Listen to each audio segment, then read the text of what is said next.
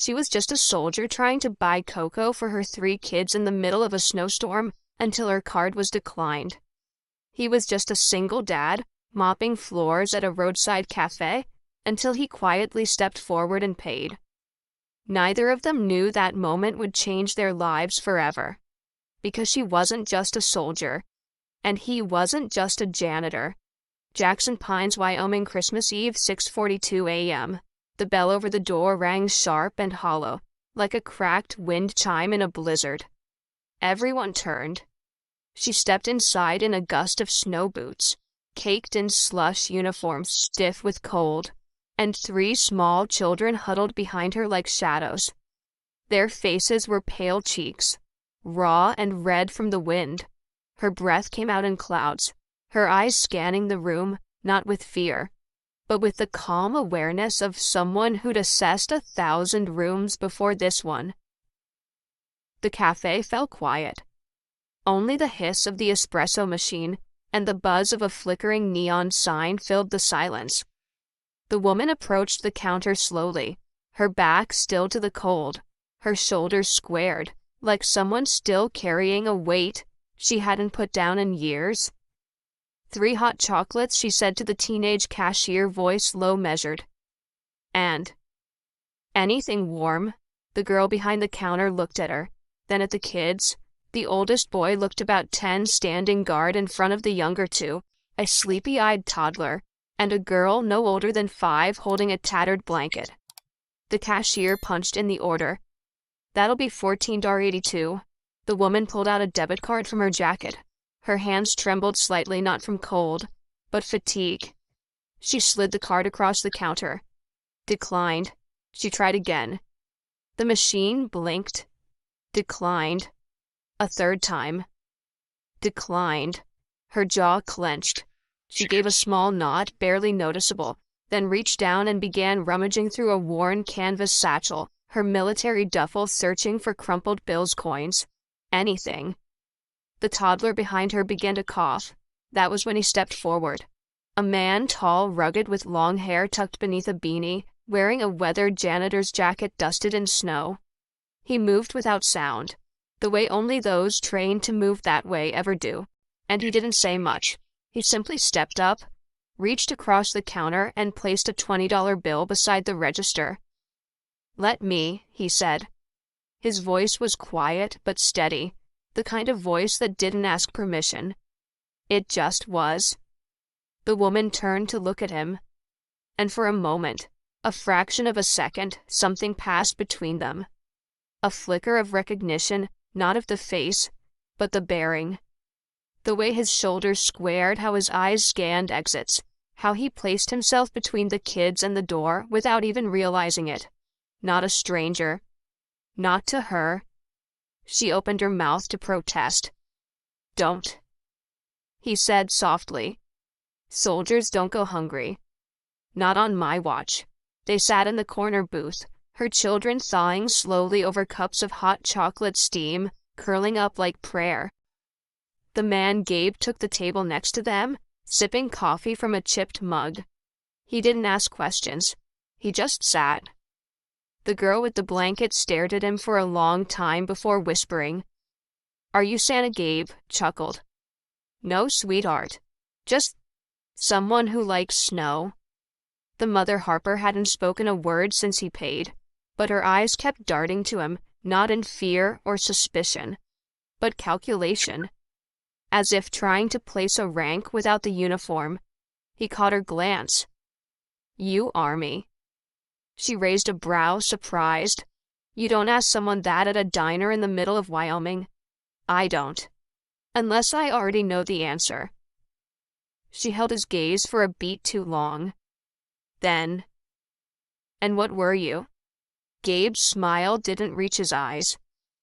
"Let's just say I carried more than mops in a past life." When the kids finished their cocoa and her youngest had curled up under the table asleep, Harper stood and reached for her bag. "Thank you," she said, "for the coffee." "Where are you staying?" Gabe asked. She hesitated. "We're figuring it out." He nodded, took a sip of his coffee, then quietly, Storm's getting worse.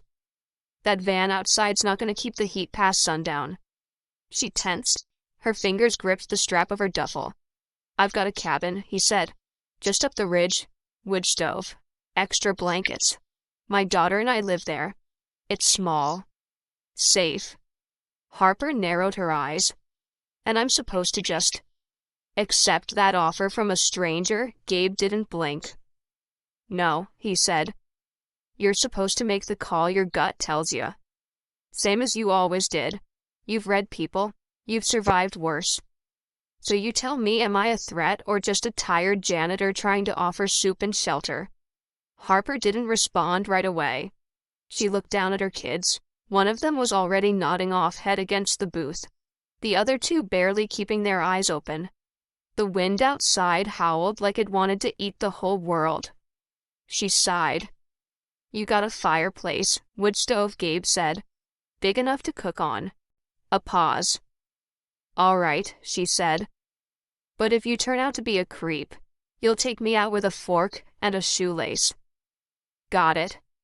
He smiled, and for the first time so did she. They walked out into the storm, kids bundled in borrowed scarves, Harper clutching her duffel, Gabe leading the way to his old pickup. As they disappeared into the snowfall, the bell above the cafe door rang again. Then silence. Inside the coffee machine, hissed one last time and stopped. Cold. The drive up the ridge was treacherous. Snow blanketed everything. Road signs disappeared. Fences vanished. Even the telephone poles looked like faint ghosts in the distance. Gabe's truck grumbled and rattled as it climbed slowly up the hill, its tires crunching over frozen gravel and hidden ice. Inside the cab, the heater blasted at full strength, but the silence was colder than the wind. Harper sat in the passenger seat, her arms folded tightly across her chest, not for warmth, but instinct. She didn't trust easily.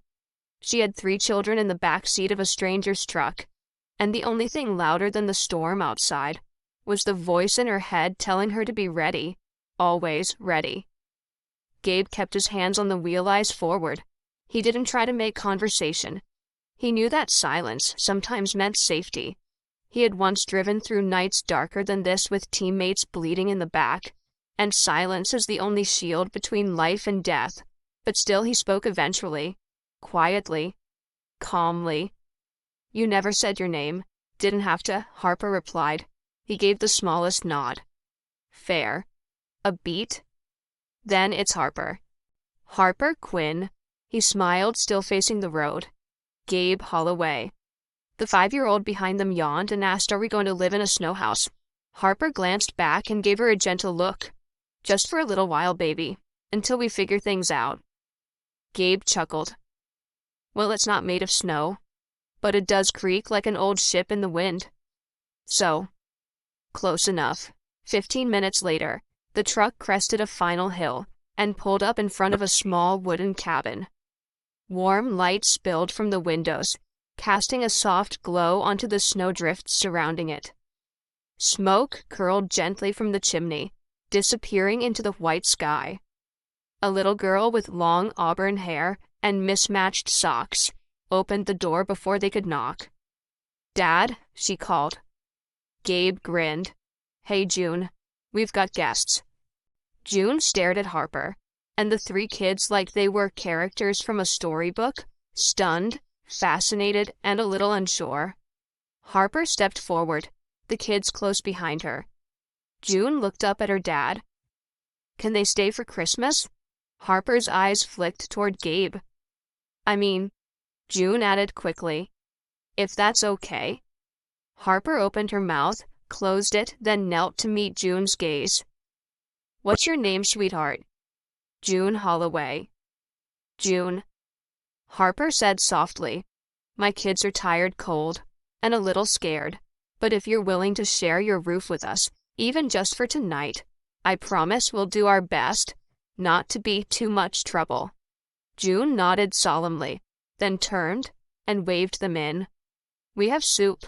The cabin was smaller than Harper expected, but warmer. Real warmth, not just from the wood stove, but in the smell of cedar and fresh bread, in the soft throws tossed over worn furniture, and the row of snow boots lined carefully by the door. Gabe handed her a pair of wool socks. "You'll want these." Floors cold. Harper took them, unsure how to respond. It had been a long time since anyone offered her something without expecting anything in return. She helped her kids get settled near the fire, where June was already explaining which mugs were the warmest and how to make the marshmallows stretch across 2 cups. Gabe poured soup into mismatched bowls and handed one to Harper. Their fingers brushed. She paused, looked at him. "I still don't understand why you did it." He shrugged. "Because someone should have." That simple no. His voice turned quiet. Not simple.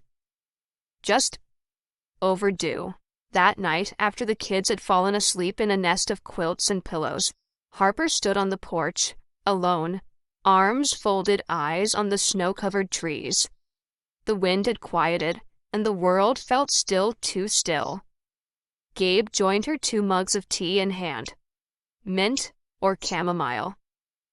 She gave him a look. "Right. You strike me as a black coffee at midnight kind of person." Harper smirked. "Only on deployments." He handed her the tea anyway. She took it. For a moment they stood in silence, watching their breath curl into the dark. Then Harper asked, "Did you know back at the cafe?" "That I was military." Gabe didn't hesitate. "Yeah." She nodded. "Thought so." "And you knew I was too?" he added. "Of course," she said. "You cleared the doorway with your shoulder, scanned the exits, and didn't touch your coffee until you had full sight of the room." He chuckled. "It's hell trying to unlearn it, isn't it? No one ever really does." A pause. Then Harper turned to him, eyes softer than before. "I didn't plan for any of this. I didn't plan to land in a snowstorm in the middle of nowhere with 3 kids and an empty bank account." Gabe met her eyes. "Some of the best missions I ever had started the same way. No plan, just instinct." Harper looked down into her cup. "Instinct's the only thing I've got left." "No," Gabe said gently. "You've got 3 kids who still look at you like you hang the moon. That's more than instinct. That's love. That's leadership." Her eyes flickered. He added more quietly, "And if I've learned anything, it's that the world's cold enough already. We don't need to make it colder by pretending we're not worth saving." Harper blinked fast. She took a long sip of tea, then the smallest smile. "You were a ranger, weren't you?" Gabe raised an eyebrow. "You can tell from how I stir soup." "No," she said. "From how you gave me orders, without making it feel like orders." He laughed a full sound this time. "Guilty." Harper looked out into the dark, then back at him. "Thanks. For today. For everything." He nodded. "You're safe here." And for the first time in what felt like forever, Harper believed it. Morning came without sunlight. It was the kind of winter dawn where the sky couldn't decide between snow or fog, so it settled on both. Outside the cabin, the world was a soft blur of white quiet, and still, except for the low hum of life beginning again inside. Gabe moved silently through the kitchen, barefoot on cold wood, his breath faintly visible in the colder corners of the room. The coffee was already brewing. The scent of it drifted through the cabin like a welcome home flag. Harper sat at the small table, elbows on the worn oak, a wool blanket around her shoulders. She looked like she hadn't slept, or like she always looked that way. Gabe couldn't tell yet. 3 children still asleep were bundled together on the couch beneath patchwork quilts. June had claimed the armchair and was already reading a tattered book about wolves in Alaska. It was quiet, but not awkward. Not empty. It was the kind of quiet that existed between people who understood noise and didn't need it. Gabe slid a mug toward Harper without speaking. She took it with a nod. No thanks. No smile. just a flicker of acknowledgement. And somehow, that meant more. You keep the place too neat for someone who lives alone with a kid, Harper said finally. He didn't look up from the eggs he was cracking. Old habit. Makes it easier to find what matters. She sipped the coffee, watching him. Still fold your socks military style, too. He glanced at her. You checked the sock drawer. I check everything, she said. It's what I do. He smiled faintly. I liked that better when I didn't know. An hour later, the cabin had turned into a makeshift base camp. The kids had discovered Gabe's stash of board games and were halfway into an aggressive round of Scrabble. June was coaching the youngest Daisy on how to spell banana, while the eldest boy, Owen, tried to argue that blizzarding was a real word. Harper sat with a pencil and a blank page, sketching something not art, but formation grids, block outlines, fallback plans. She didn't seem to realize she was doing it until Gabe leaned over her shoulder. You always draw battle layouts at breakfast. Harper blinked, startled, then smirked. Force of habit? Helps me think. Think about what? How to stay ahead of the next wrong move. She paused, then added quieter. I made too many of those when I had a uniform. I don't want to make more now. Gabe didn't push. Instead, he sat across from her and pulled out his own pad. Within seconds, he began sketching a different version of the same formation, flipping flanks, shifting supply routes. Harper looked up, brow raised. Triangle suppression instead of rear shield. Only if you want flexibility, Gabe said. Otherwise, you're trapped by your own defense. They held each other's gaze for a moment. Then in unison, they both nodded. June peeked over the back of the couch.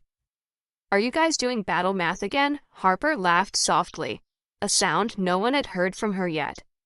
No, sweetie, we're just speaking the same language.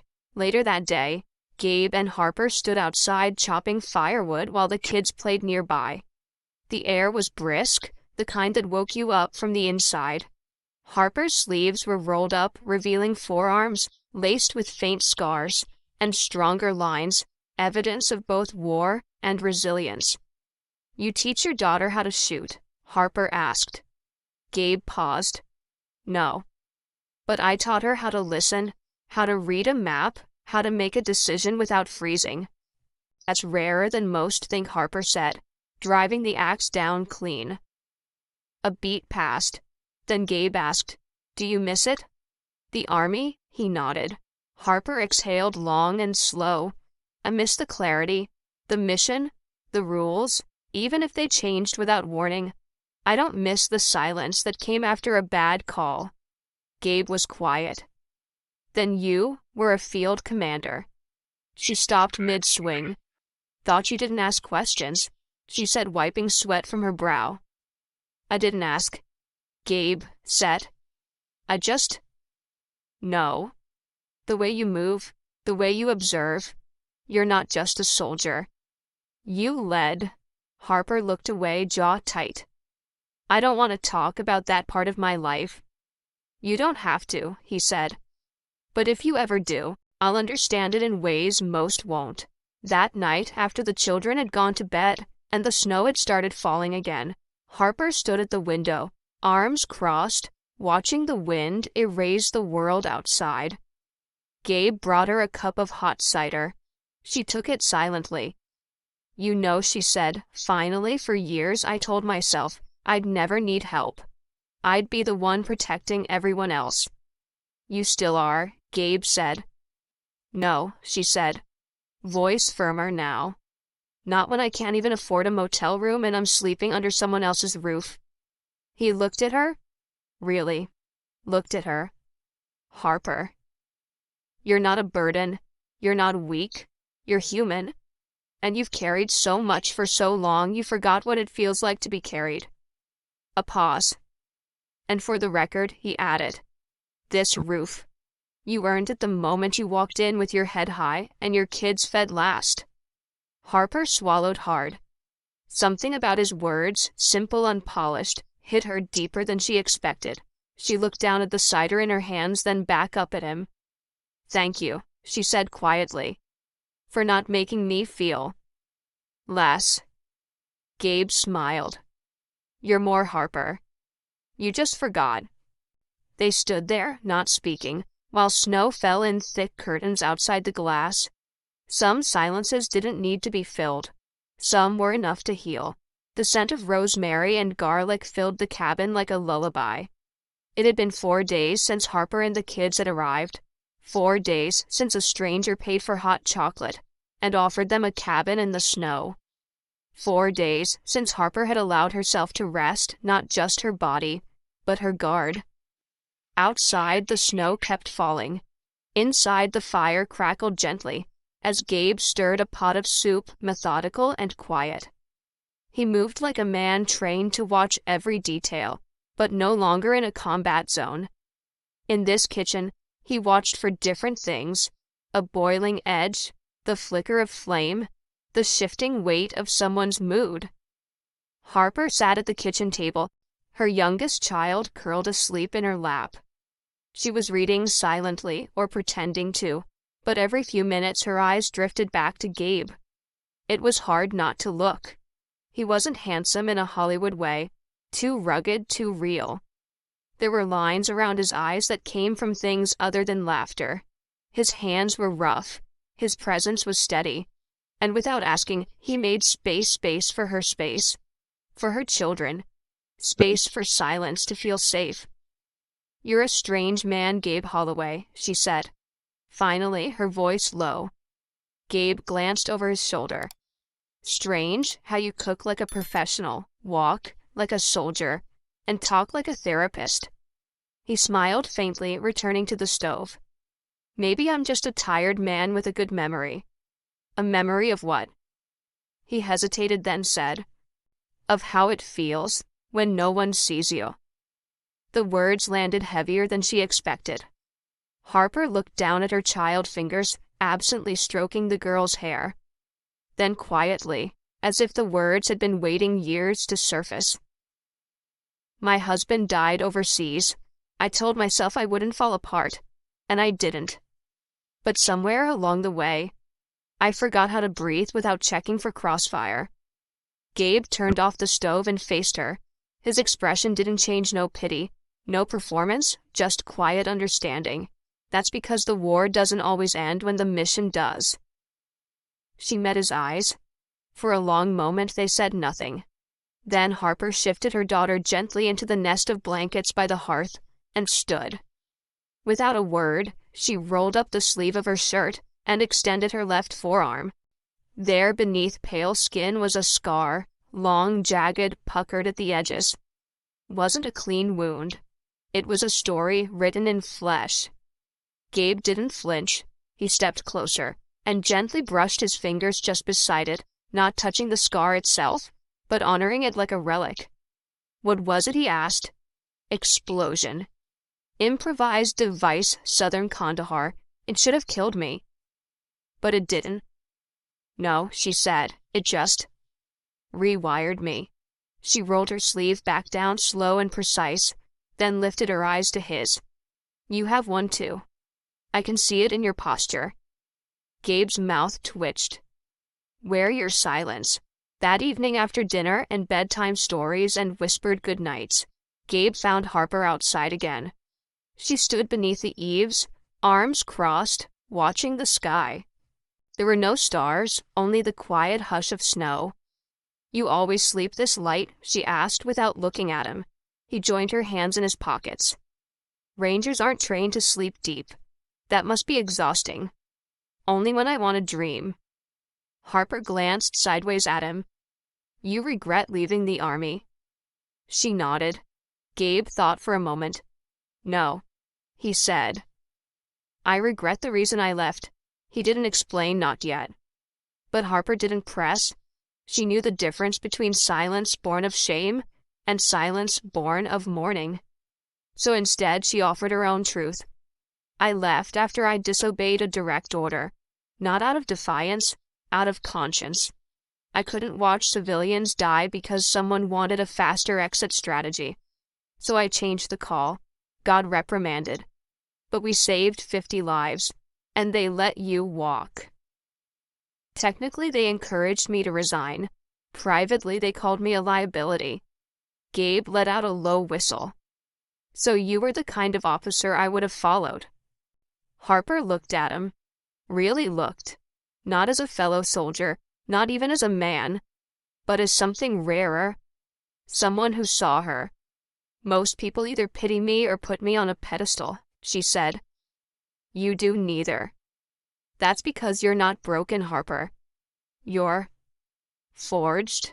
She smiled, slow and genuine, and something about that smile shifted the night. It was like watching frost melt. They went back inside. The cabin was dim, lit only by the soft flicker of the fire and the faint hum of the wind outside. Gabe pulled a blanket off the couch and handed it to her. You don't have to sleep on the floor. I've slept in foxholes. Your couch is luxury. He hesitated, then asked, What do your kids think is happening right now? Harper tilted her head. You mean why we're here? Yeah, she considered. I think they believe this is an adventure, a secret mission. They don't know we're running on fumes. Gabe nodded slowly. Then let's give them that, he said. Let them believe this is a story they'll tell one day, about how a snowstorm led them to a cabin where the soup never ran out, and the fire never went out, and they were never scared. Harper swallowed the knot in her throat. Why are you doing this, Gabe? He paused, then said, with no performance, no flourish, just truth. Because I see a good woman trying to carry the whole damn world, and I've seen too many good ones fall from the weight. Harper stared at him for a long moment. Then she whispered, Don't make me believe in people again, Gabe Holloway. But he didn't say anything, because maybe she already had. The snow eased the next morning, but the sky remained bruised with winter. Light filtered through the frost-glazed windows like a memory of sunshine, not the real thing. Harper stood in the cabin's small laundry nook, carefully folding towels that didn't belong to her. She wasn't used to stillness. Even in sleep, her body stayed alert, always half ready for orders that no longer came. Behind her, Daisy giggled, as she and June built a fortress of pillows near the hearth. Owen was drawing what looked like a tactical map on the back of an old cereal box. Harper didn't correct him. The lines were straight, precise. He had a mind for strategy, just like his father. Just like her, Gabe was in the crawl space. The heater had been acting up a soft, irregular rattle that bothered him more than it probably should. It wasn't about the sound. It was about control, reliability. If something could break, he needed to understand why. With a wrench in hand, he maneuvered under the old floorboards. The scent of dust and cold wood surrounded him. He shifted a panel aside and saw the loose duct. But he also saw something else. A steel box. Flat. Military issue? Tucked behind the joist. He reached for it instinctively, fingers brushing the cold metal. It was locked, but not heavily, just clipped shut, like it hadn't expected to be found by anyone who didn't already know it was there. Gabe hesitated. He hadn't meant to find this. He hadn't been looking. But something about the weight of the box in his hands felt personal. Felt like truth. He waited until nightfall. Until the children were asleep, the house quiet again. Until Harper had returned from her walk around the property, a habit she didn't talk about. But he understood perimeter check. Reflex. She entered through the back door, shaking snow from her coat. He was standing by the fire, and the box was on the table. She stopped in her tracks. There was no need to ask how he'd found it, only what he'd done with it. I haven't opened it, he said quietly. Harper stepped forward slowly, not angry, just measured. That's not just a box, Gabe, I know. It's my past, my entire past. I figured. A long silence passed between them. Then she reached out, undid the clips, and opened it. Inside were worn documents, folded field maps, a medal in its case, the Silver Star, and a plastic ID badge with her face sharper than and words printed in stark, black magi. Jenner Harper Quinn, U.S. Field Command. Gabe let out a low breath. Not surprise, just confirmation. You were a general. Still am, she said softly. Technically. But I haven't worn that title in 2 years. She picked up the ID, turned it over in her fingers. This was from the Phoenix deployment, she said. We were pulling out a team from Aleppo, civilians trapped between factions. Intel was a mess, politics worse. I was given a fallback order, but I disobeyed it. Moved forward instead. Got our people out. Saved 78 lives. Gabe nodded slowly. And paid for it. I was offered a desk, a demotion, or early resignation. They were polite, diplomatic. But the message was clear. Don't make waves. She put the ID back in the box. I left, she said. Not because I was broken, but because I couldn't trust the rules anymore. Gabe sat down across from her, his eyes steady. I left after my brother died, he said. Harper looked up. We were on recon near Kandahar. Intel said the valley was clear. We moved in 3 men. It was an ambush. He died shielding me. His jaw tightened. Turns out the order to go in had been based on satellite footage. 12 hours old. They knew the risk. They sent us anyway. Harper's voice was barely a whisper. I'm so sorry, Gabe. He nodded once. After that, I couldn't carry the flag without feeling like I was carrying a lie. Their paying different, but carved from the same stone hung between them. And then quietly, Harper closed the box.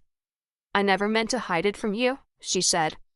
But I needed to be a mom, just a mom, not a general, not a symbol. You don't owe me an explanation, Gabe said. But for what it's worth, I think you were trying to survive the only way you knew how. She gave him a look, not defensive, not guarded, but grateful. Later that night, Gabe tucked June into bed. She clutched a drawing she'd made Harper and her kids in front of the cabin, smiling, the snow falling around them like glitter. She's nice, June whispered. Yeah, Gabe said, brushing hair from her forehead. She is. Are they gonna stay? Gabe hesitated. I don't know, he said honestly. Can we ask them to? He smiled, kissed her forehead and whispered. Sleep first. We'll talk about it tomorrow. In the living room, Harper sat alone staring at the fire. Gabe joined her, handing her a mug of cocoa without asking. For a while they didn't speak. Then Harper murmured, You ever feel like the more you try to forget your past, the more it finds its way back through the cracks? All the time, Gabe said. But maybe it's not about forgetting. Maybe it's about deciding what part of it comes with you. She turned to look at him. And what if you don't know which parts are worth keeping? He shrugged. Then maybe you let someone else help you choose. She held his gaze, and in it was something fragile, something real.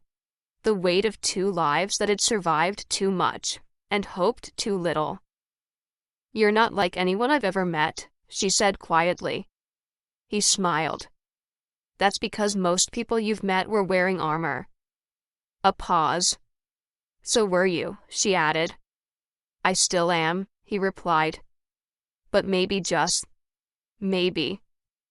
I don't need it as much anymore. Outside the snow began falling again, soft, unhurried, like the sky was trying to give them a clean page.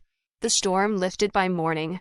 Trees shimmered with a dusting of fresh snow, and the cabin's tin roof sighed softly as the weight eased off.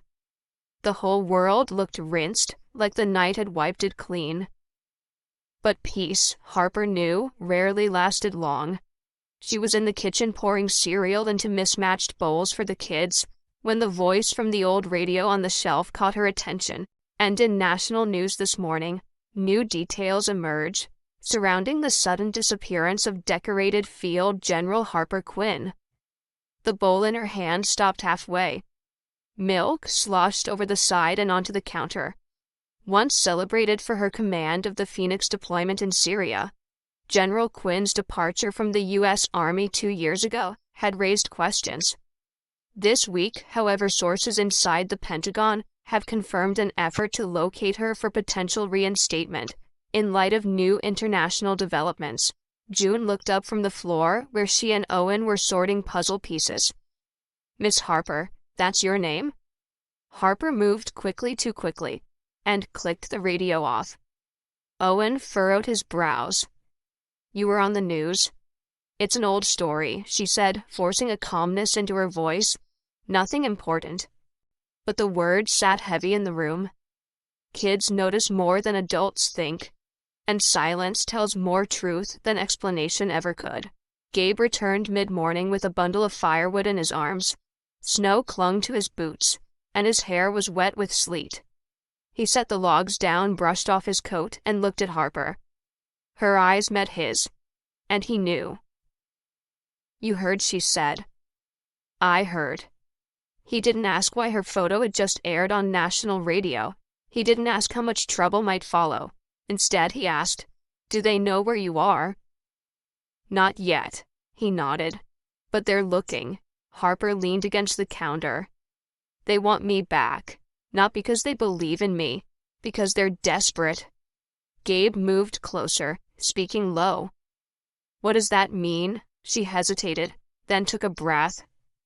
"There's a situation. East Africa. Humanitarian corridors collapsing. Rogue elements getting control of supply lines. They need someone with my field record. Someone who's handled chaos without getting swallowed by it." She didn't say the rest. "They need someone expendable." "I thought you were done," Gabe said gently. "So did I." Later that day, Gabe found her outside, splitting firewood, hard rhythmic swings, like she was cutting through more than just timber. "You okay?" he asked. She paused, sweat glistening along her brow despite the cold. "I'm trying to remember what it felt like to choose something because it was right, not because it was expected." Gabe crossed his arms. "And it's harder than it used to be." They stood in silence. Then Gabe said, "If you go back, it won't be like last time." Harper glanced at him. No. This time, you're not alone. You've got 3 kids who need their mom, not a medal. You've got a girl who asked this morning if you'd be her teacher forever. And you've got a man who doesn't want to watch you walk out of his life." Her expression didn't change, but something in her shoulders softened. "You make it sound simple." "It's not," he said. "But the hardest missions always start with one question." She looked at him, waiting. "Do you believe the fight still needs you, or is it time to start fighting for yourself?" That evening, Harper sat on the edge of her borrowed bed, the steel box open on her lap. She pulled out the metal. It was heavier than she remembered. In the quiet, Daisy climbed up beside her, blanket in hand. "What's that?" the little girl asked. Harper studied the silver star. Its surface scratched, the ribbon faded. "It's something they give you when you do something brave." "Did you save people?" "Yes, baby," Harper said softly. "I did." Daisy leaned her head on her mother's arm. "Do you have to go save more people now?" Harper froze. She looked down at her daughter's small face, trusting, tired, believing in a world she hadn't yet learned to fear. "No," Harper said. "Why not?" "Because the bravest thing I can do right now is stay." Daisy didn't understand the weight of that answer, but she smiled and wrapped her arms around her mother's waist. "That's good," she said. "I like this house. It smells like bread." Harper laughed through the tears in her throat. Gabe was waiting for her by the fire. She walked in holding the medal and sat beside him. For a moment, she said nothing. Then, "They offered me reinstatement. Immediate deployment. I could leave next week." Gabe didn't flinch, and Harper opened her hand, showing him the medal. "I'm not going." A slow exhale escaped him, like he hadn't realized he'd been holding his breath. "I can't keep trying to serve the world," she continued, "and keep coming home to children I don't recognize anymore. They deserve me. Fully.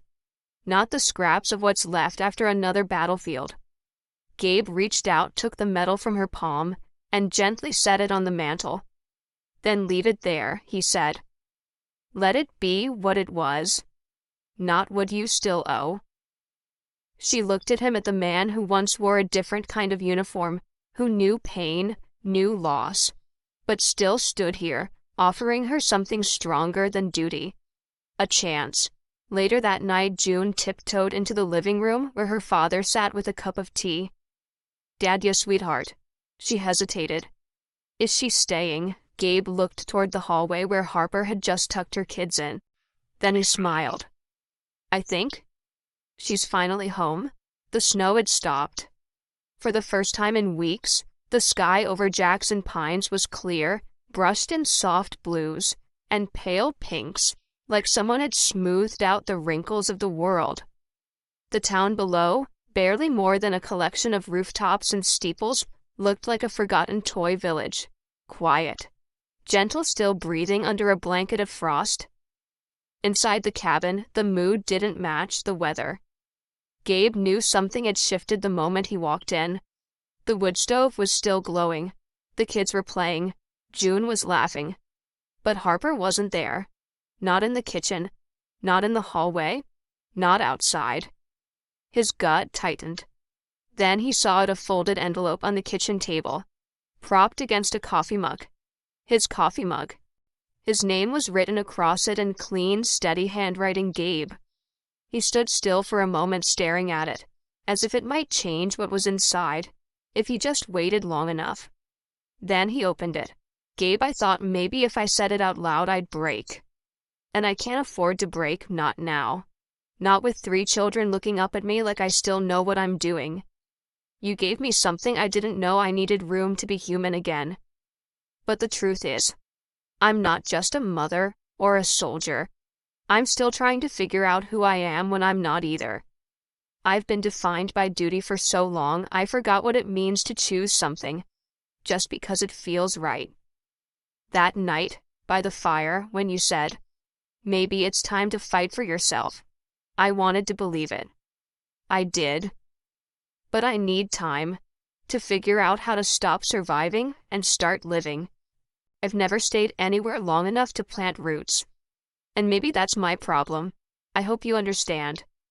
Thank you for the soup, the silence, the space. Tell June I loved her drawings. Tell your heart I didn't mean to run. I just needed to breathe on my own. Harper. He read it twice, then folded it slowly, placing it back into the envelope like a man handling glass. She hadn't taken much. Just her duffel, her children, and a jar of the apple preserves June had given her for energy on the road.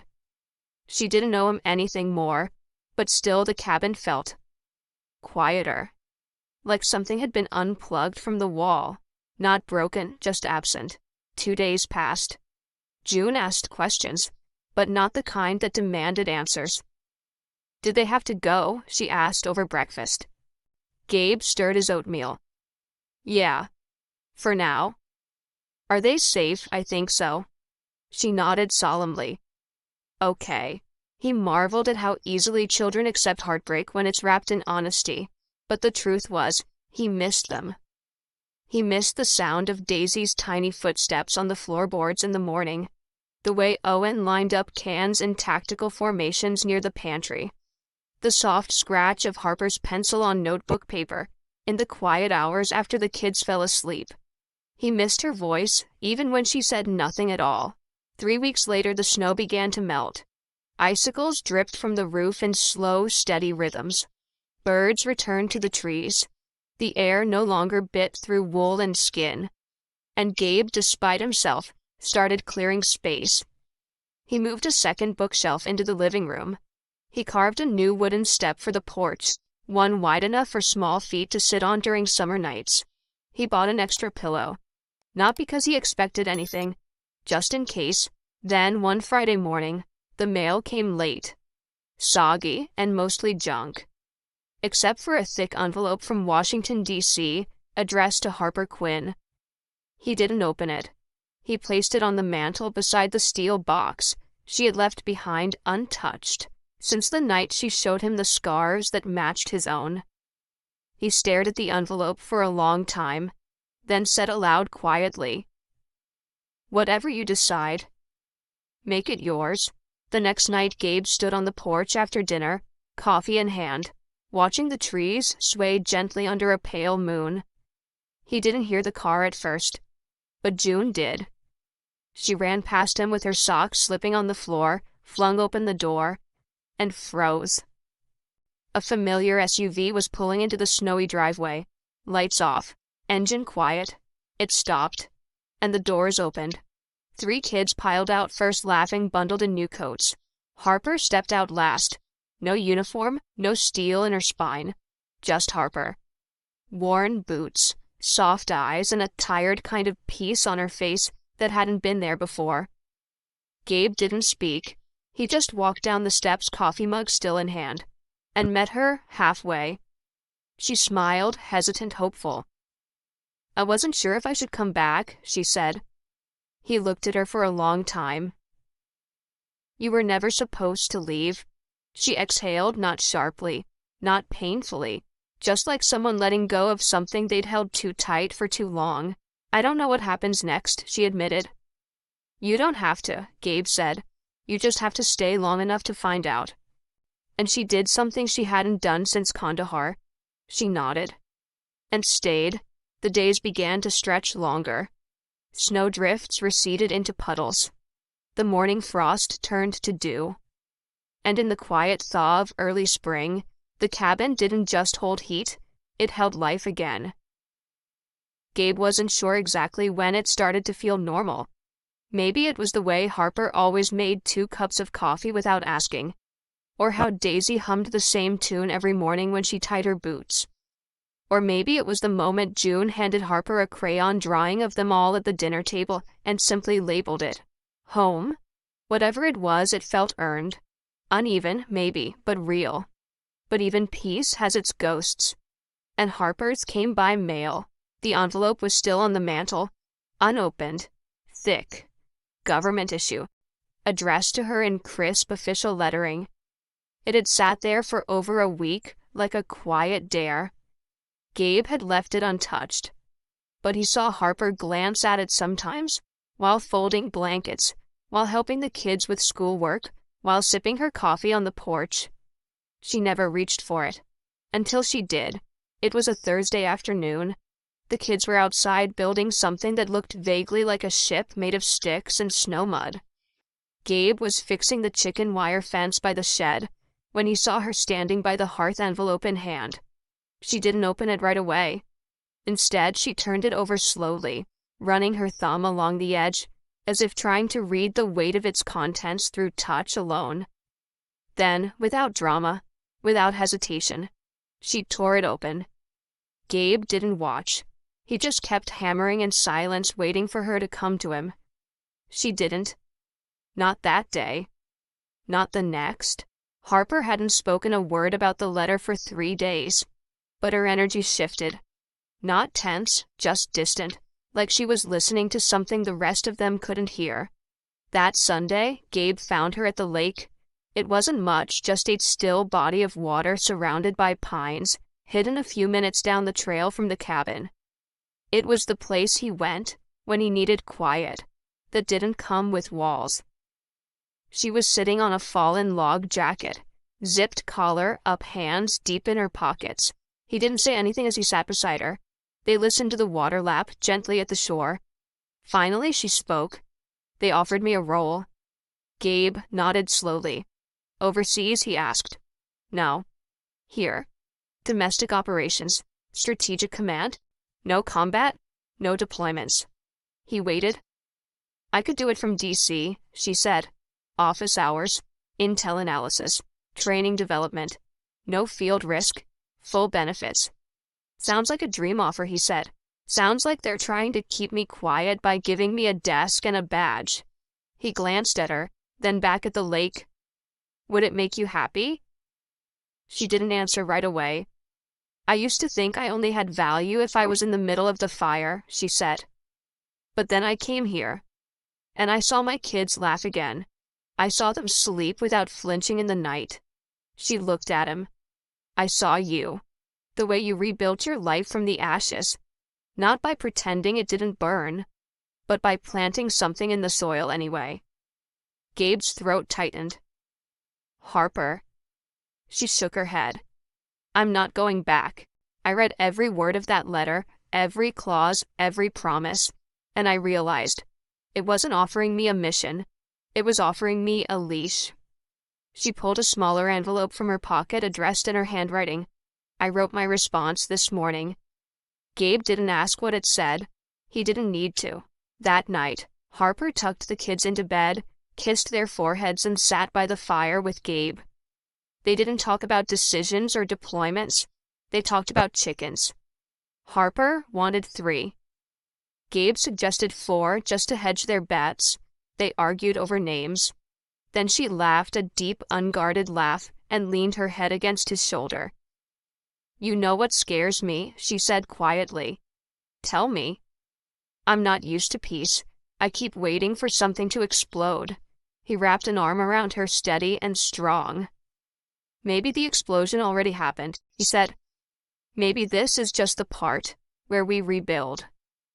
She closed her eyes. Rebuilding sounds a lot like falling in love. He smiled into her hair. That's because it is. The next morning they walked down to the post office together. It was a long walk, 3 miles each way. The kids stayed with June's aunt in town, and for once, Harper didn't bring her satchel or her emergency maps or her pocket knife. Just the envelope. And her choice. At the post office counter, Gabe waited a step behind. As Harper slid the letter across the wood, the clerk took it without comment. As they stepped back outside, sunlight filtered through the clouds, warm for the first time in months. Harper took a deep breath. Feels different, she said. Gabe looked at her. That's because it is. And she took his hand, not because she needed help walking, but because she finally understood what it meant to let someone walk beside her. The first day of real spring arrived not with fanfare, but with the quiet certainty of things returning to life. Snowmelt trickled down the ridge in narrow veins, feeding into the creek behind the cabin. Buds formed on the stubborn branches of the pines.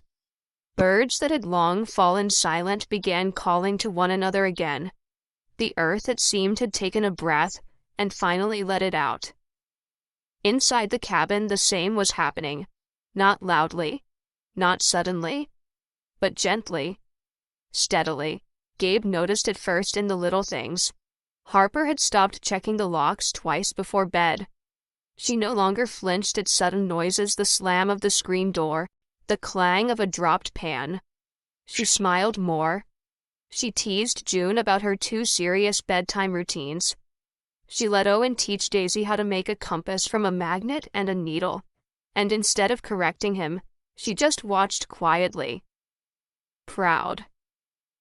And Gabe, he let himself watch her, without guilt, without the fear of losing her at sunrise. One evening while the kids played cards on the porch and the last light melted across the valley, Harper found Gabe in the shed behind the cabin, sorting through a box of old tools. She leaned against the doorway, arms folded. What are you building? He looked up, sheepish. A chicken coop. She smirked. So you settled on 4-3 and a rooster. June won the vote. Of course she did. He stepped aside so she could see the early structure, rough beams forming the frame, a few rusty nails still sticking out like afterthoughts. It's not pretty, Gabe admitted. Harper walked up, ran her hand along the edge of the beam. No, she said. But it's strong. A pause. She looked up at him. You always do that. Do it, build things that hold people up. He chuckled, but she didn't. I mean it, Gabe. You gave me a place to remember who I was, and a space to imagine who I might still become. He set the hammer down and turned to face her. You didn't need a place, he said. You just needed a reason to stop running. Harper took a step closer. And you. I needed someone to remind me why I stopped fighting, and why I might start again. Their eyes locked, and in the space between them something quiet, something tender settled in. Not urgency, not passion, but recognition. He reached for her hand. She let him. It was the kind of touch that said, "I'm here. I'm not leaving. You don't have to carry it alone." That night, Harper couldn't sleep. She lay in the small bedroom Gabe had cleared for her, and the kids, staring at the ceiling, listening to the wind ease through the trees. So much had changed, yet she still felt like she stood on the edge of something she couldn't quite name. She got up quietly, wrapped herself in her coat, and stepped outside. To her surprise, Gabe was already on the porch, a cup of tea steaming in his hand. "Couldn't sleep?" he asked without looking up. Harper sat beside him. "Didn't try hard." They sat in silence for a while, watching the stars. Then she said almost to herself, "I used to think stillness meant weakness." Gabe nodded, sipping his tea. "Me too. I thought, if I wasn't moving, wasn't leading, wasn't solving, then I was wasting time. And now," she exhaled, "now I think stillness is a kind of bravery I never learned." Gabe turned to look at her. "You've learned it now." "I'm still learning," she admitted, "but it doesn't scare me like it used to." He smiled. "Progress." She leaned back in the chair, closed her eyes, and whispered, "Do you ever think we were supposed to meet? Or was it just a lucky accident?" He didn't answer immediately. Then, quietly, he said, "Maybe not all miracles arrive with fanfare. Some just show up cold and quiet, wearing a uniform and asking for cocoa." Harper laughed, not the polite kind, but the kind that cracked open a door inside her.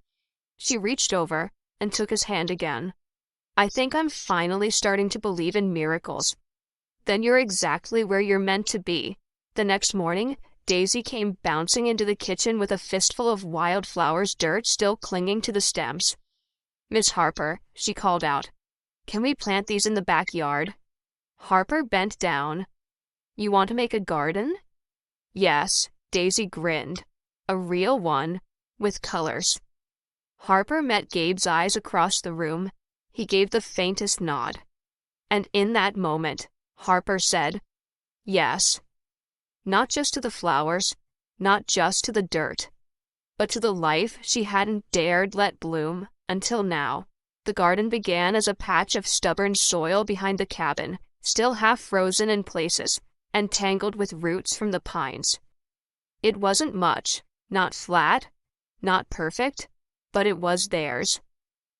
Harper stood beside Gabe that morning, a shovel in one hand, Daisy's bouquet in the other. The kids buzzed around them like worker bees planting sticks to mark their imaginary plots. Owen called his zone Defense Sector 1. June insisted on naming each plant like a soldier on deployment. Harper didn't argue. She was just glad they believed in something growing again.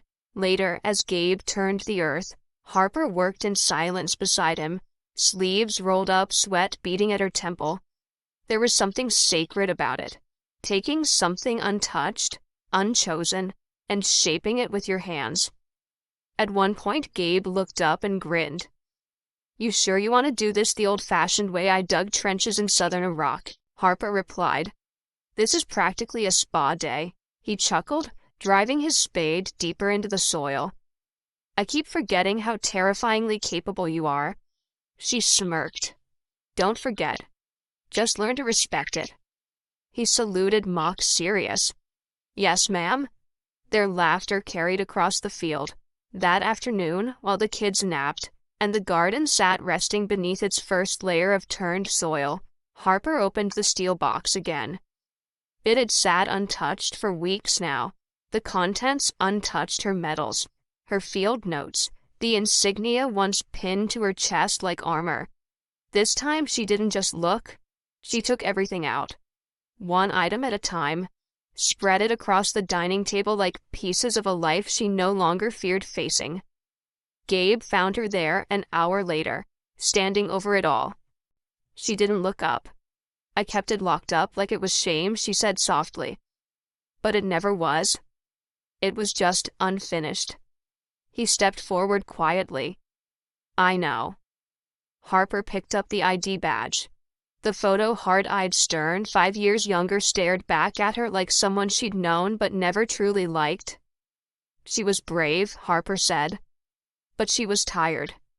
Gabe rested a hand gently on her shoulder, and she made it home. That night, Harper gathered the children in the living room. They circled around her as she knelt in front of the fireplace, the steel box open beside her.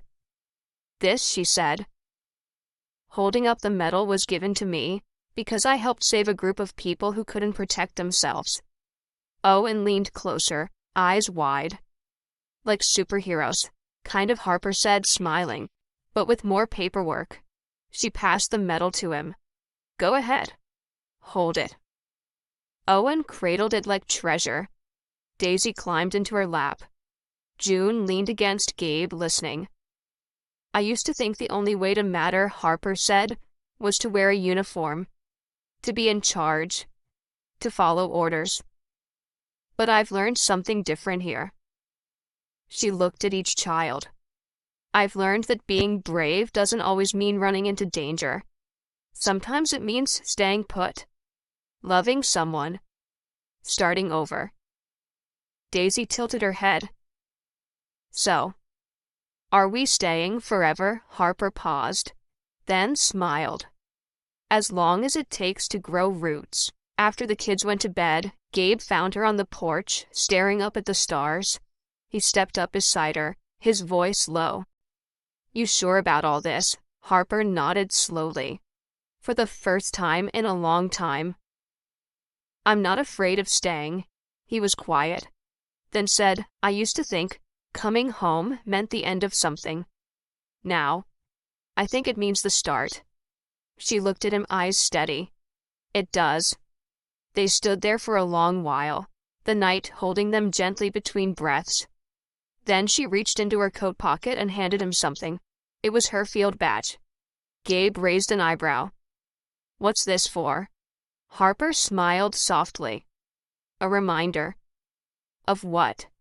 That even when we leave the field, the mission changes, but it never ends. And now, Gabe asked. She leaned her head against his shoulder. Now the mission is love, and I'm finally ready to lead it. 2 weeks later, the garden bloomed. It wasn't spectacular. The lettuce grew crooked. The carrots refused to cooperate. The tomatoes were stubborn. But it was alive. And in the evenings, when the sun fell behind the trees and the air turned gold, Harper sat on the porch with Gabe.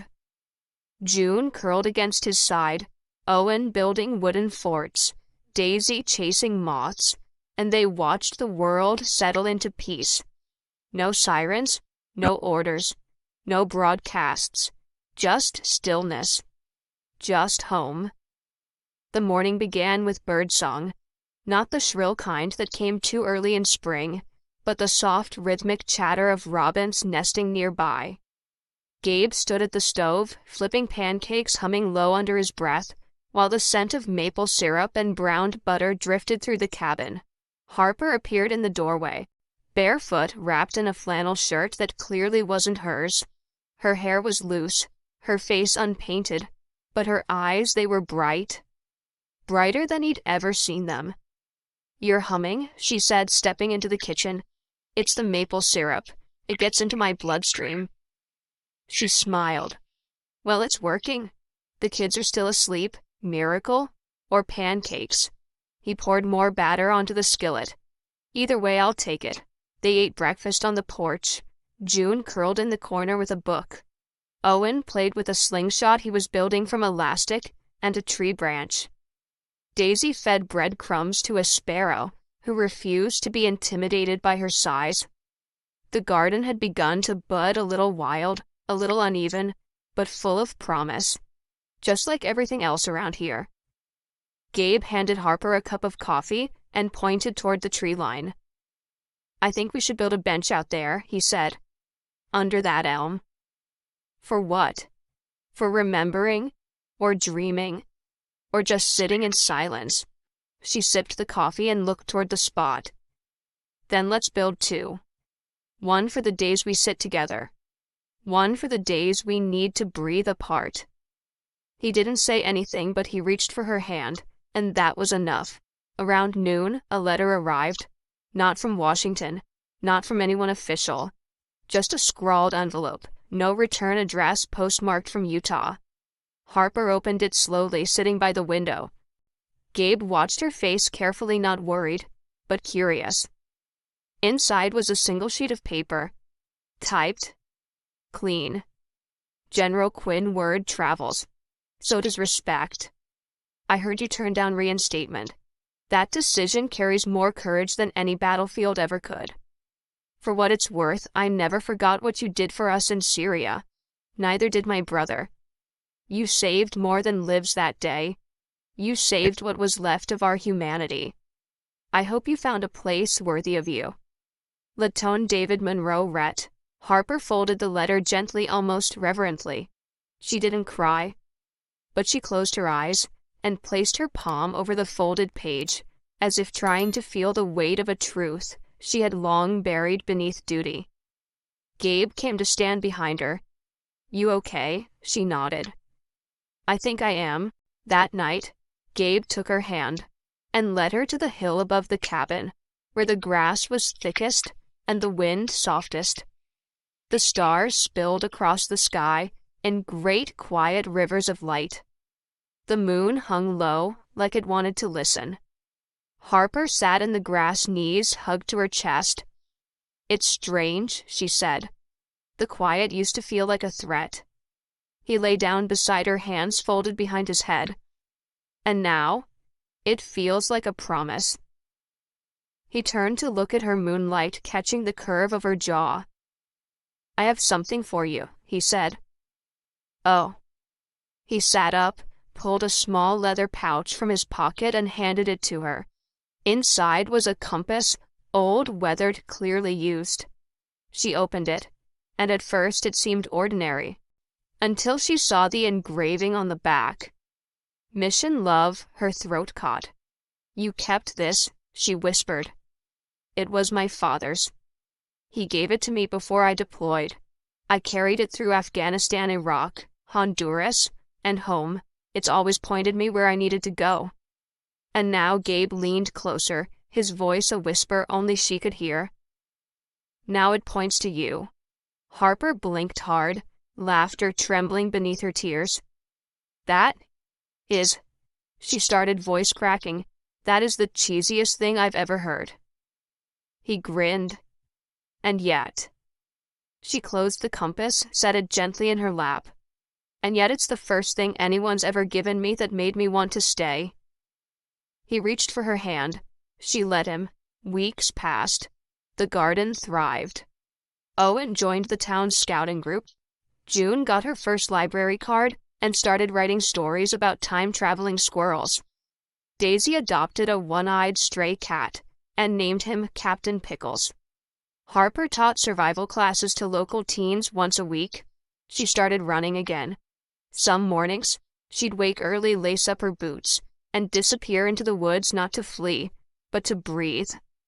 Every evening she came back. One Sunday morning, as church bells rang softly in the distance, Harper stood at the edge of the porch and looked out over the land. Gabe came beside her. You thinking about something? He asked. She nodded. About how long I thought I needed to prove I was unbreakable. And now she turned to him. Now I know. Strength isn't about never falling. It's about who helps you up, and who waits beside you when you're ready to stand. He kissed her temple, then her lips, then her hand. And for the first time since the war, since the medals, since the missions that nearly took her away, Harper Quinn allowed herself to believe in a future. Not just survival, but joy, love, roots. At sunset, they all sat by the fire pit out back. 5 people and 1 lazy cat, watching sparks rise into the darkening sky. Owen played harmonica. Daisy sang nonsense words. June sketched them all with crayons and stars. And Harper leaned into Gabe, whispered something soft, something he didn't repeat, because not everything needed to be said aloud to be real. Some things, the best things, are written in the quiet language between hearts. If you've made it to the end of this story, thank you truly. We'd love to know, where are you watching from? Leave us a comment and share a little piece of your world. It means more than you know. And if this story touched your heart even just a little, we invite you to subscribe to Soul Moments Story for more true-to-life tales filled with kindness, resilience, and quiet miracles. From our hearts to yours, thank you for spending time with us. Until next time, take care, stay warm, and keep believing in the goodness of people.